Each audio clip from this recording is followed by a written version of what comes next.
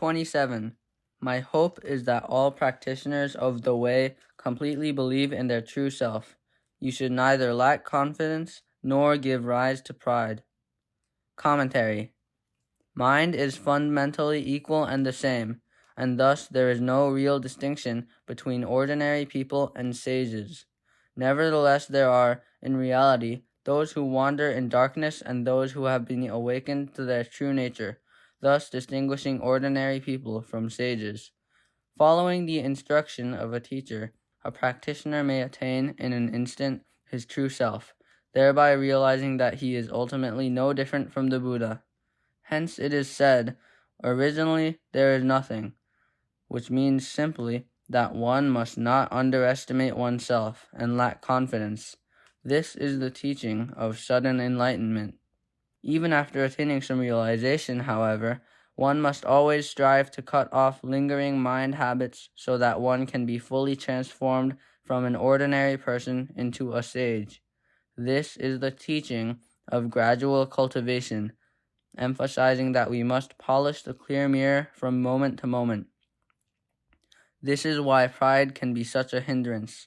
Lacking faith in one's own nature is the sickness of those attached to scriptural authority, whereas pride is the disease of those who practice only Zen meditation.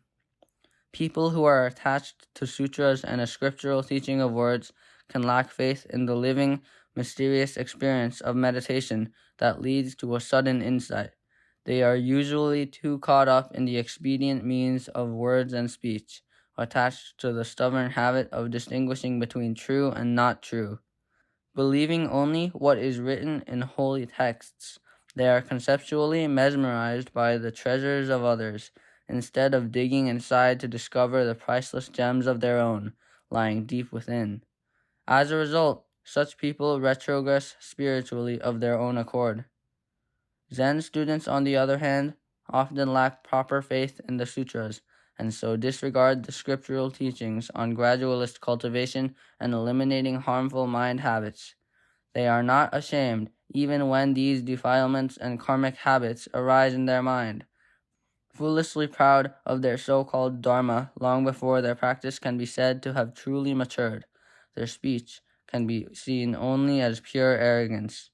Therefore, those who practice correctly must not lack confidence in their true nature, nor should they give in to pride. Capping word.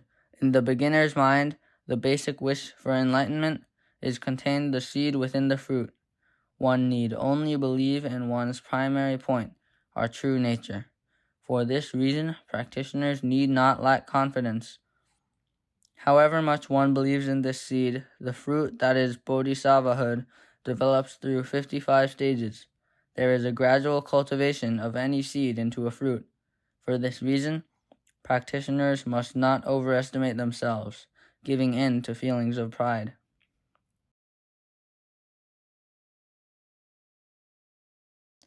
(28) Practicing the way with a deluded mind merely adds to one's ignorance. Commentary. How can you say that you practice correctly if you have not yet attained even a little insight? Enlightenment and gradual cultivation feed each other like oil and fire, guide each other like eyes and feet. 29. The point of practicing is simply to cut off worldly thoughts.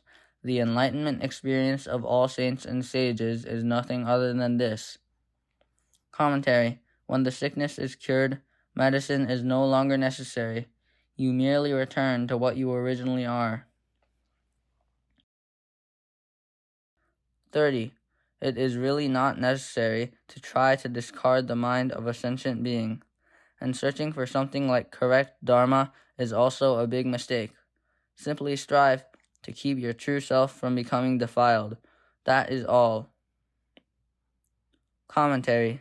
Seeking and discarding are both mistakes. 31. To practice cutting off all defilements is to practice a dualistic way, whereas just keeping the mind where no defilements arise is called nirvana, liberation. Commentary. Cutting off anything is itself the trap of dualistic thinking, since it assumes opposites such as subject and object. But when nothing whatsoever arises in the mind, how can even subject or object appear?